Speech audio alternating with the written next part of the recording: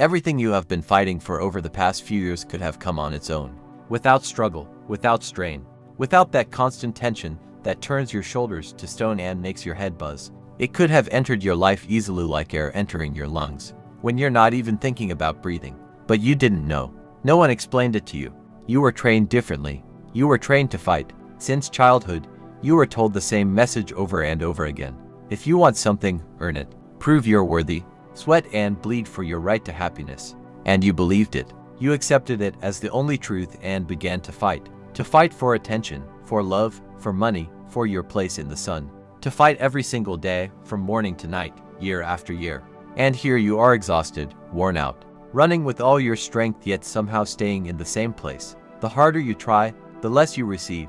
The tighter you clench your fists, the faster the sand slips through your fingers. Have you ever wondered why? Why some women seem to attract everything good without visible effort, while others keep banging their heads against a wall and end up with bruises? Why life flows easily for some, like a river, while for you every step feels like overcoming something? Because you were misled.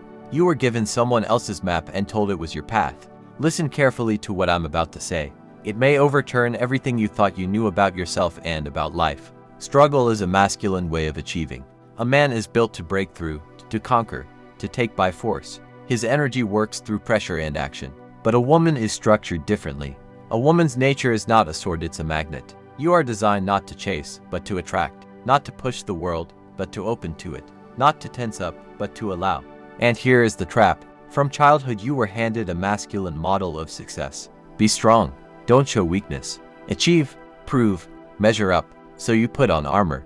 You became a warrior in a skirt. You learned how to fight. But the longer you stay in that armor, the further away your desires move. Because when a woman is in fighting mode, her receiving channel is completely closed like a door locked with every bolt. The universe knocks, brings gifts, but you cannot receive them. Your hands are full. You're holding a shield and a sword. 90% of women live like this under constant tension, in an endless race, in achievement mode. They don't know there's another way. A way that opens everything struggle shuts down. And today I will show you that way. I will show you the mechanism that has kept you trapped in effort all these years, and how to step out of it. Concrete steps, practical tools, tested by thousands of women who stopped fighting and started receiving. But I must warn you, once you feel what it means to live in flow, you won't be able to go back to fighting mode. Your body will refuse. Your soul will rebel. Because you will remember what it feels like to truly be a woman. Before we go deeper, I ask for your support. Subscribe and like this video. Your support helps this knowledge reach women who are suffocating in fight mode and see no way out. Now let's understand how you ended up in this trap. Remember your childhood. Remember what you were told. No pain, no gain. Hard work conquers all. Nothing is given for free. You heard it from your mother, your grandmother, teachers, television. It soaked into you drop by drop, year after year, until it became part of you. And here's what happened. Into your soft, receptive feminine nature, a program was installed. A program of constant striving. A program that says you must earn everything good, that nothing is simply given, that if you stop trying you'll be left with nothing. Look honestly at your life. What does your morning look like? You open your eyes and the first thought is what needs to be done. The to-do list is already spinning in your head. Not a single moment of peace. From the first second, you are in tension, in fight mode. The whole day becomes a race. Task to task, problem to solution. At work you must be efficient. At home you must be perfect. You try with all your strength to measure up, to prove you can handle it. Not to disappoint, not to show weakness. By evening you collapse. You did everything yet inside there is emptiness. The day was productive, you were good, so why does it feel so heavy? Why does it feel like you are surviving, not living? And tomorrow it repeats. You think the problem is that you're not trying hard enough, that you need more effort, more work, more control. But that is the trap. The harder you push, the deeper you sink. Imagine a river flowing calmly and powerfully toward the sea, simply following its nature. Now imagine you standing in that river, trying to push the water with your hands, forcing it to move faster, to go somewhere else. The water flows around you. You exhaust yourself. The river continues as it was. Now you're wet, tired, and angry. That's what you're doing with your life. The river is not your enemy. It's your ally. If you stop pushing and allow it to carry you, it will bring you exactly where you need to go without struggle. There are 3 modes of living. Only one opens the flow. The first you know. Fight. You push. The world resists. The second is passive waiting. Many confuse this with femininity, lying down and waiting for everything to fall into your lap. But that's stagnation, not femininity. The third is receiving. Receiving begins not with action, but with state. When you are tense, you send the signal, danger, scarcity, I must survive. And the world responds in kind with problems, resistance, pressure. When you are calm, you signal, I am safe, I have enough, I am open. And reality reorganizes around that quality. This is not magic, it's psychology. It's your nervous system. It's how you make decisions, what you tolerate, what you accept. A woman in fight mode chooses from fear. Afraid to be alone, she settles. Afraid to lose her job, she tolerates disrespect. Afraid she won't manage, she takes on too much. A woman in receiving mode chooses from value. This doesn't work for me. You cannot treat me that way. One choose better. Paradoxically, the less she proves, the more she receives. But to enter this mode, you must do what feels frightening. Take off the armor. Armor is hyper-control. It's checking everything. Refusing to delegate. I'll do it myself. I can only rely on myself. Taking off the armor means allowing yourself to be alive. Not perfect, not steel, not invincible. That's where real transformation begins. First step, slow down. Small pauses throughout the day. Before responding, breathe. Before agreeing, pause. Before taking another task, ask, do I really want this? Second step, restore sensitivity. In fight mode, you stop hearing your body.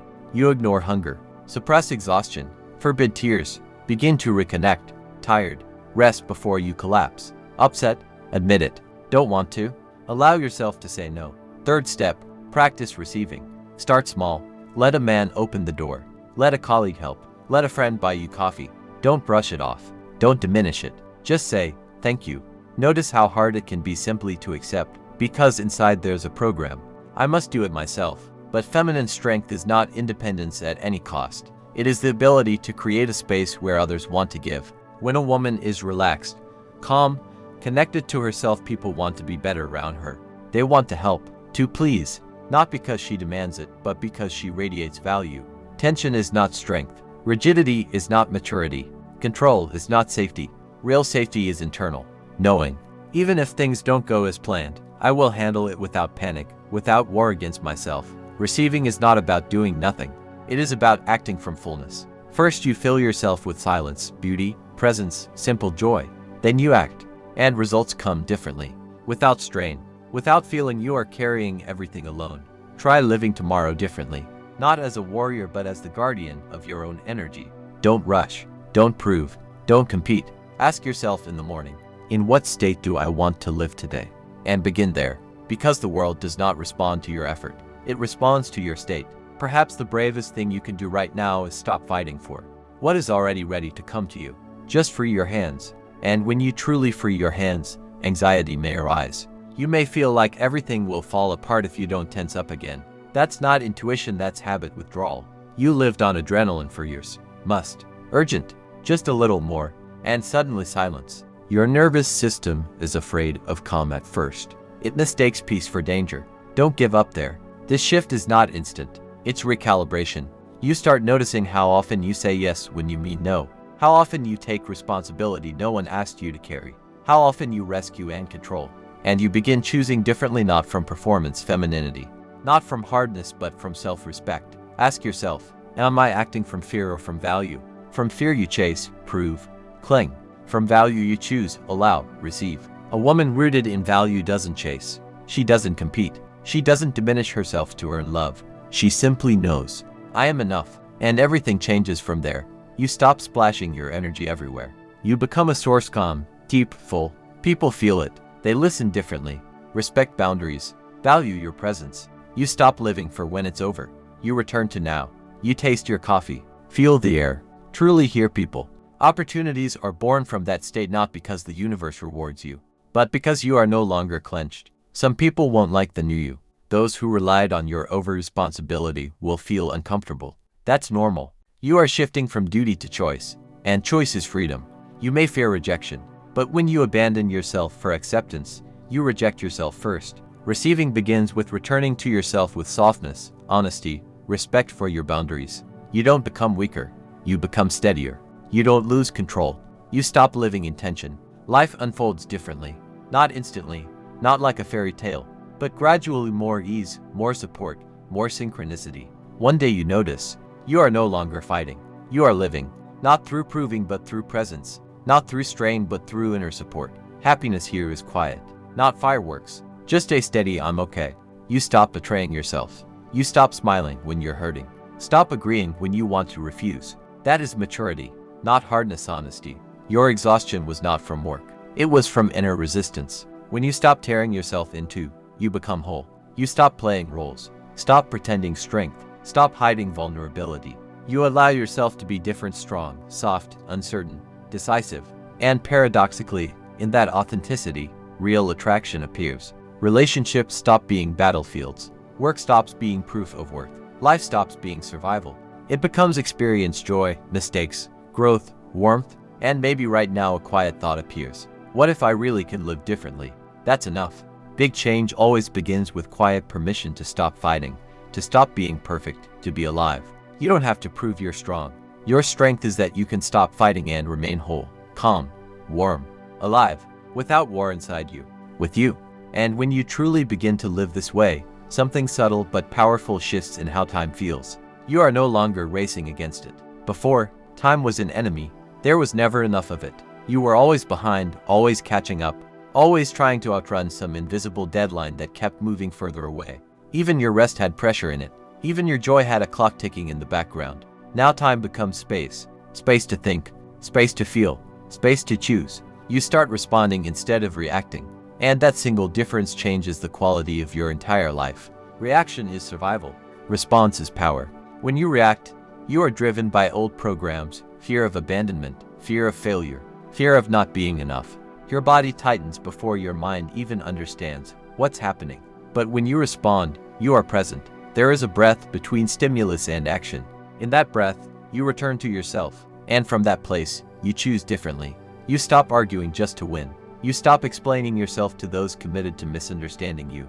You stop overgiving in order to secure love. You begin to notice something almost uncomfortable at first. Life becomes quieter. There is less drama, less urgency, less emotional chaos. And if you were used to intensity, this calm can feel strange, even boring, because chaos once made you feel alive. But chaos was never aliveness. It was overstimulation. Real aliveness is much softer. It is in the way you feel sunlight on your skin, in the way you listen fully when someone speaks, in the way you can sit alone without needing distraction. You begin to enjoy your own company. And that is one of the greatest freedoms a woman can experience. Because once you are not afraid of being alone, you stop choosing from loneliness. You stop attaching to potential. You stop investing in maybe he will change. You stop shrinking to keep someone comfortable. Instead, you ask a new question. Does this feel aligned with who I am becoming? Not who you were taught to be. Not who you had to be to survive. But who you are now, without armor. Alignment becomes your compass. And here is the beautiful paradox. The less you chase love, the more love feels safe to approach you. The less you strive for validation, the more naturally respect appears. The less you try to control outcomes, the more often outcomes surprise you in your favor. Not because the world suddenly became kinder, but because you stopped negotiating your worth. A woman who knows her worth does not announce it loudly. She embodies it quietly. She doesn't demand better treatment, she expects it. She doesn't threaten to leave, she leaves if necessary.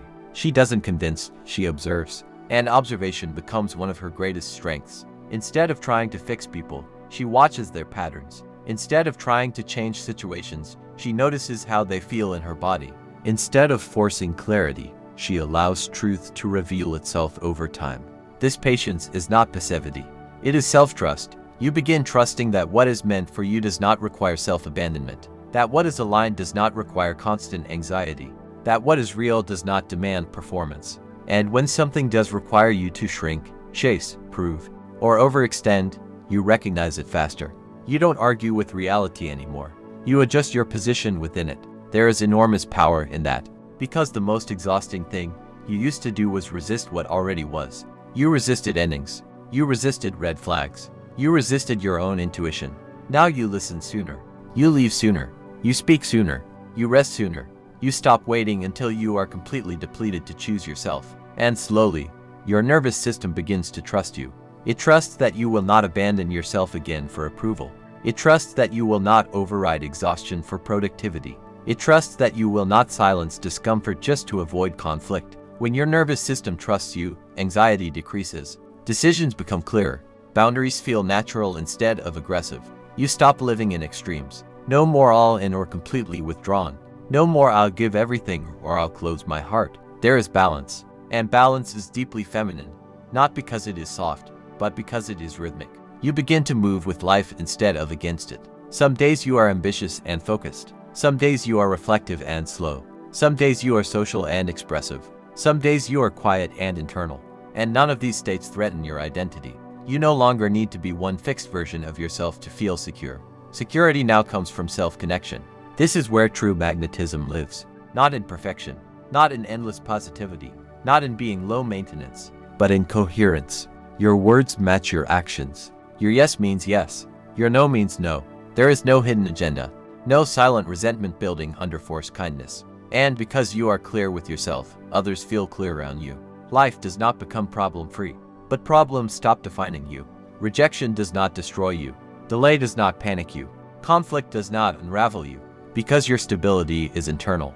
And from that internal stability, something extraordinary happens. You begin creating instead of coping. You create relationships instead of surviving them. You create work that reflects you instead of draining you. You create days that feel intentional instead of accidental. You are no longer waiting for life to begin after some future milestone. You are in it, fully. And perhaps the most radical part of this transformation is this. You no longer measure your value by how much you endure.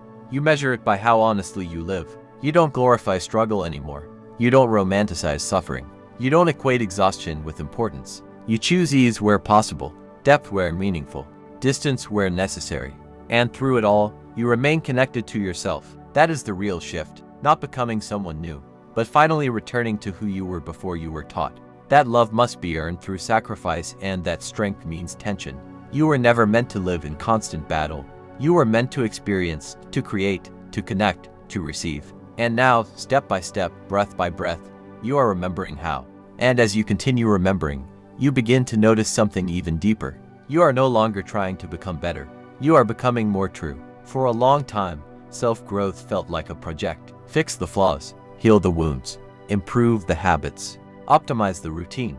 There was always another layer to correct, another weakness to eliminate. Even your healing became a performance. But real evolution is quieter than that. It is not about polishing yourself into perfection. It is about peeling away what was never yours. The expectations that felt heavy, the roles that felt tight, the ambitions that were inherited, not chosen. You start asking different questions now. Not how can I be more impressive, but what feels honest. Not how can I make them stay, but do I even want to stay? This shift is subtle, but it changes everything. Because once honesty becomes your foundation, you stop building your life on negotiation. You no longer negotiate your standards for temporary comfort. You no longer negotiate your boundaries for validation. You no longer negotiate your dreams for approval. And something surprising happens when you stop negotiating. Clarity increases. People reveal themselves faster. Opportunities either align or fall away quickly. Conversations become simpler. You waste less time in confusion. Confusion often came from ignoring what you already knew. That tight feeling in your chest. That hesitation before saying yes. That exhaustion after certain interactions. Your body was always speaking. But when you lived in fight mode, you overrode it. You called intuition overthinking. You called discomfort being dramatic. You called exhaustion laziness. Now you listen differently. If something feels off, you pause. If something feels expansive, you lean in. Expansion becomes your compass. And expansion does not always mean comfort. Sometimes growth stretches you. Sometimes alignment requires difficult conversations. But the difference is this. You are no longer betraying yourself in the process. There is discomfort, but not self-abandonment. There is effort, but not self-violence. You stop forcing outcomes. You understand that not everything is meant to be secured through intensity. Some things are meant to be matched through resonance. When you resonate with the life you want, you naturally move toward it. You don't drag it toward you. And resonance requires authenticity, which means you let yourself be seen, not curated. You allow your preferences to be specific. You allow your desires to be clear. You allow your standards to be visible. You are no longer afraid that having standards will scare people away. Because if someone is scared by your clarity, they were never aligned with your future. There is a calm confidence that begins to settle inside you. You do not need to announce your transformation. You do not need to prove that you are different now. You simply respond differently. Where you once chased, you observe. Where you once over-explained, you state simply. Where you once tolerated, you step back. And stepping back is powerful. Distance reveals truth. When you stop over-functioning in relationships, you see who steps forward. When you stop initiating everything, you see who values connection. When you stop fixing, you see what is actually broken. This can feel lonely at first, because when you withdraw the old patterns, some dynamics collapse. But what collapses was sustained by your over-effort. And what remains, or what comes later, is built on reciprocity. Reciprocity feels different in the body. It feels calm. It feels mutual. It feels like breathing instead of performing. You are no longer attracted to emotional roller coasters. Intensity without stability no longer excites you, it exhausts you. You start valuing consistency over chemistry, peace over passion that burns too hot, depth over drama. This is maturity, not because you became colder, but because you became wiser. You understand now that love should not cost you your nervous system. Success should not cost you your health. Validation should not cost you your authenticity.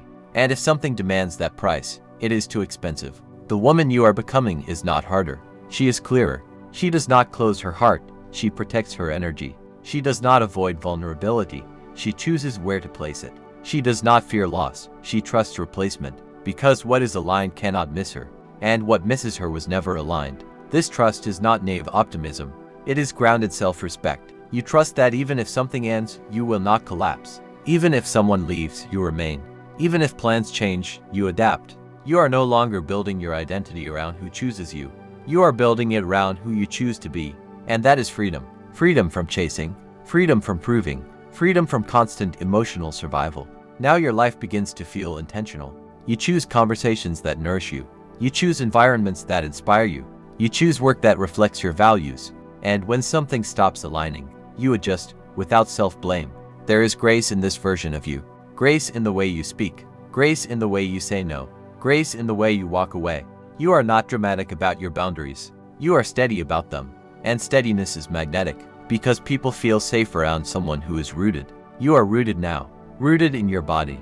Rooted in your values. Rooted in your worth. You no longer need constant reassurance. You appreciate it, but you do not depend on it. You no longer fear silence. You use it. You no longer rush decisions. You let them ripen. And in that ripening, life unfolds with a different rhythm. Not rushed, not forced, not chaotic, intentional. There will still be challenges. There will still be moments of doubt. Growth is not linear. But now, when doubt appears, you do not panic. You sit with it. You listen. You respond. You do not spiral into self-criticism. You do not revert to proving. Because you have learned the most important lesson. Your power is not in how hard you fight. It is in how deeply you trust yourself. And when a woman trusts herself, she becomes unstoppable. Not because she pushes harder than everyone else, but because she no longer moves against herself. She moves with herself, calm, clear, grounded. And from that place, everything she builds stands on solid ground. And when your life begins to stand on solid ground, you notice something that once felt impossible. You are no longer afraid of your own depth. For years, you may have hidden parts of yourself to stay acceptable. Your intensity, your sensitivity, your ambition, your softness. You edited yourself depending on who was in front of you. You became adaptable to the point of invisibility. Now you are integrated. You don't shrink your intelligence to be liked. You don't dim your beauty to make others comfortable. You don't suppress your emotions to appear easy. You allow your full spectrum to exist. And that full spectrum is powerful, because depth is not heaviness. Sensitivity is not weakness. Ambition is not aggression. Softness is not passivity. When these qualities live together in balance, they create presence. Presence cannot be faked. It is felt. When you enter a room now, you are not scanning for approval. You are not calculating how to fit in. You are simply there, and that being there fully changes your relationships. You stop overperforming in conversations. You stop laughing at jokes that don't feel funny. You stop agreeing just to avoid tension. Silence no longer scares you. Silence becomes information. If someone cannot hold your silence, they cannot hold your depth, and you no longer interpret that as your flaw. You begin to see compatibility clearly. Not everyone is meant to understand you. Not everyone is meant to access you. Not everyone is meant to stay. And that realization stops feeling tragic. It starts feeling clean. Clean energy. Clean endings. Clean beginnings. You stop dragging the past into the present. You stop giving second, third, 10th chances to situations that already showed you their limit. because now you respect patterns. You understand that words can be beautiful, but consistency is truth. You no longer fall in love with potential. You fall in love with reality, with how someone shows up, with how they handle discomfort, with how they treat you when nothing is being gained. You are no longer impressed by grand gestures that are not supported by steady behavior. Stability becomes attractive, not because you settled, but because your nervous system finally values safety over chaos. This shift changes the kind of love you allow. Love is no longer adrenaline. It is not anxiety disguised as passion. It is not unpredictability mistaken for excitement. Love becomes steady. It feels like exhaling. It feels like knowing you don't have to perform to keep it. And in that kind of love, you expand.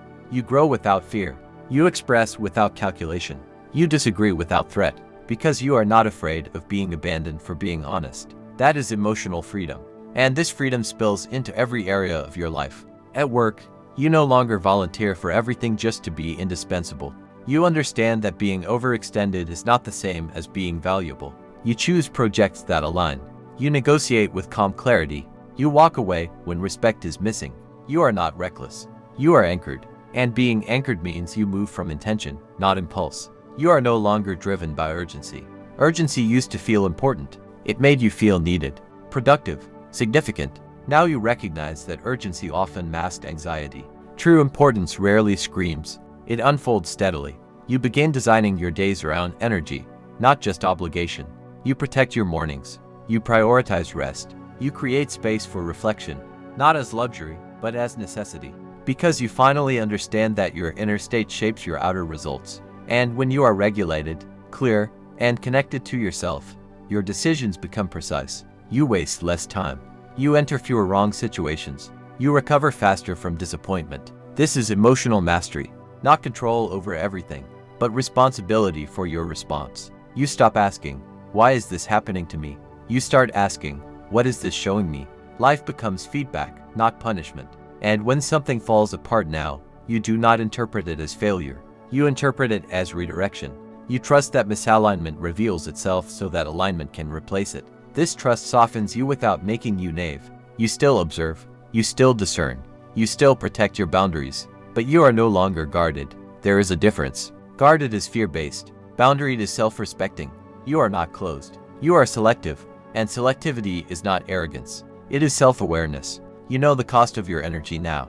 You know how long it took to build this stability inside yourself. You will not hand it to chaos. You will not sacrifice it for temporary validation. You will not abandon it for intensity. You have tasted peace, and peace becomes non-negotiable.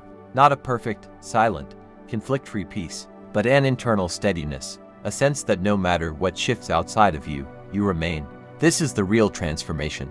Not a new personality, not a new identity, but a new foundation. You are no longer surviving your life. You are participating in it, consciously, deliberately, whole. And from this wholeness, you create differently. You choose differently. You love differently. You walk differently.